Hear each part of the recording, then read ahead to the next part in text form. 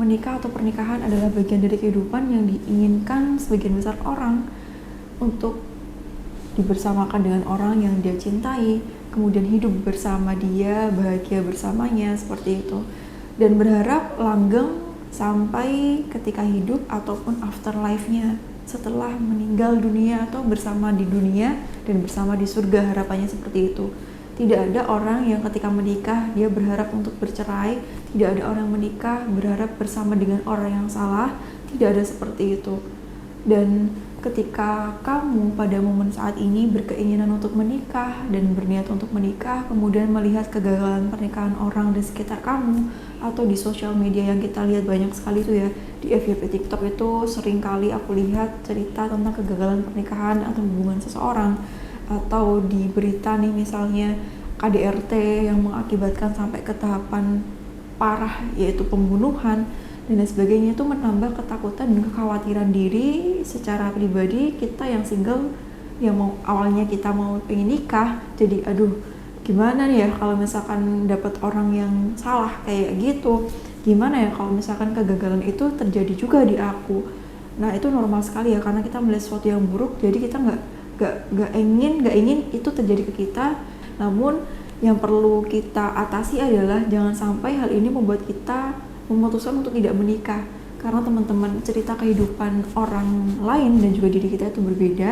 Kita itu punya hak untuk memilih pasangan yang baik untuk kita atau seperti apa. Kita punya hak dan juga kita ada cara bagaimana untuk memilih pasangan yang baik untuk kita ke depannya itu seperti apa, yaitu dengan cara melakukan pengecekan.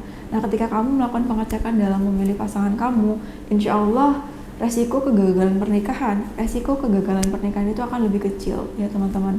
Berikut adalah beberapa tanda yang tidak boleh kamu abaikan, dan kalau ada tanda ini lebih baik waspada dan juga atau bahkan mendingan cari yang lain, orang yang lebih baik aja, daripada mempertaruhkan hati kita, mempertaruhkan kesehatan mental atau fisik kita untuk orang yang salah. Yang pertama, berkata kasar. Nah berkata kasar menurut standar orang itu beda-beda ya, tergantung menurut dia kasar itu kayak gimana.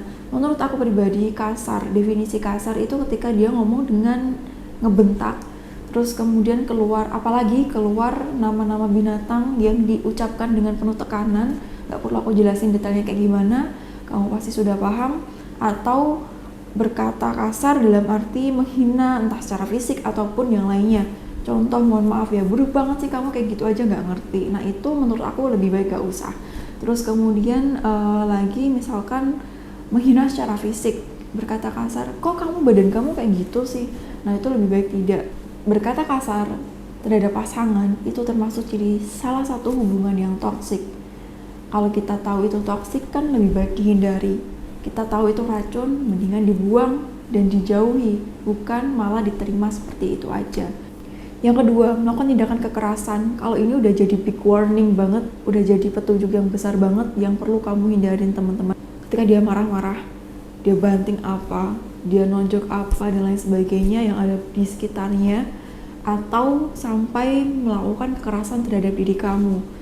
Ini udah petunjuk besar banget yang lebih baik kamu berhenti aja ya, daripada nanti ketika menikah timbul KDRT yang lebih parah daripada itu.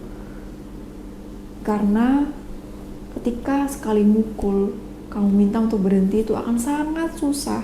Sekali lagi ya, aku bisa kok merubah dia pasti berubah. Masa kita gak berikan kesempatan kepada orang untuk melakukan perubahan terhadap dirinya, pasti dia jadi orang yang lebih baik kok. Aku kasih kesempatan dia dulu untuk memperbaiki dalam hubungan aku sama dia sekarang. Teman-teman, memang orang itu punya kesempatan untuk berubah, tapi yang memberikan hidayah sekali lagi itu bukan kita, tapi Allah Subhanahu wa Ta'ala yang ngasih hidayah. Dan hanya Allah yang tahu kapan waktu yang tepat untuk orang itu diberi hidayah.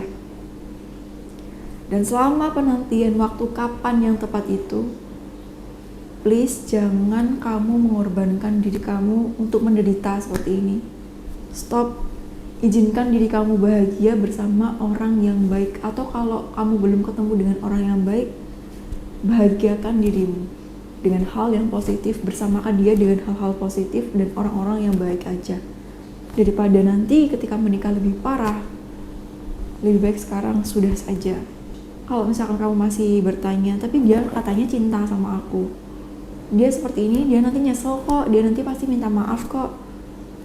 Siklus kekerasan itu terjadinya seperti itu. Pertama baik-baik saja, kemudian ada masalah, dia mulai temperamen, dia mulai sangat meledak-ledak amarahnya dengan melakukan kekerasan secara verbal ataupun non-verbal, fisik ataupun dia dari ucapan.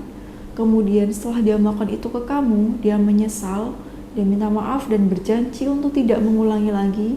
Setelah itu hubungan kalian membaik, mulai romantis lagi seperti itu, muncul masalah lagi, diulangi lagi, dia kasar lagi, minta maaf lagi, nyesel lagi, dan gitu aja terus.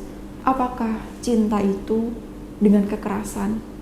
Apakah kalau seseorang cinta, dia akan melakukan tindakan kekerasan ke kamu? Apakah dia akan menyakiti kamu secara fisik ataupun perkataan dengan kata-kata kasar itu? Sekali lagi enggak. Cinta itu menjaga, merawat, menyayangi, membahagiakan, mengingatkan, dan mengingatkan itu dengan cara yang baik. Ada berbagai macam cara yang baik bisa kita lakukan untuk merubah orang. Gak harus dengan kata-kata kasar kok. Karena kadang-kadang ada yang seperti ini, aku ngelakuin itu ke dia biar dia berubah. No, nggak, ada cara lain kok. Contoh misalkan nih, kamu punya anak, kemudian apakah kamu akan mengatakan kata-kata kasar ke anak kamu sebagai bukti cinta kamu terhadapnya? Enggak kan? Sama seperti itu teman-teman. Jadi berhati-hatilah. Dan bahayanya lagi, ketika orang yang sering merasa bersalah dipertemukan dengan orang yang kasar terhadap dirinya. Yang biasanya terjadi itu seperti ini, karena pasangannya sering merasa bersalah padahal dia tidak melakukan kesalahan. Ketika si kasar ini melakukan kekerasan kepadanya padahal yang salah adalah dirinya, dia akan menyalahkan pasangan yang suka merasa bersalah ini. Aku gak akan melakukan ini kalau kamu tidak seperti ini. Kalau kamu begitu, aku pasti bersikap baik ke kamu. Ini semua salah kamu. Padahal aslinya yang salah dia, yang kasar, tapi karena seperti ini dan pasangannya sering merasa bersalah, lengkaplah sudah saling menyakiti satu sama lain. Jadi lebih baik jangan, pastikan orang itu baik aja, jangan memberikan PR kepada diri sendiri untuk merubah seseorang, untuk menunggu perubahan orang, karena ini bukan tugas kamu. Tugas kamu cuma mengingatkan dia dan mendoakan dia. Untuk hidayah Allah yang memberikan, dan dia berubah atau tidak itu adalah tanggung jawab dirinya sendiri. Dan kamu tolong jangan korbankan kebahagiaan kamu untuk orang yang salah. Mungkin kamu sering bertanya apakah aku layak mendapatkan cinta atau tidak darinya, tapi coba sekali-kali tanya, dia berhak atau tidak mendapatkan cinta dari saya? Kalau orangnya buruk seperti itu, apakah dia berhak untuk mendapatkan cinta dari kamu? Cuman kamu yang bisa jawab sendiri. Jadi seperti itu ya teman-teman. Gak usah cemas, gak usah takut untuk menikah, karena setiap orang punya lembar hidup yang berbeda-beda. Kita berhak untuk menulis itu dengan cerita kita, dengan melibatkan Allah di setiap apapun keputusan kita.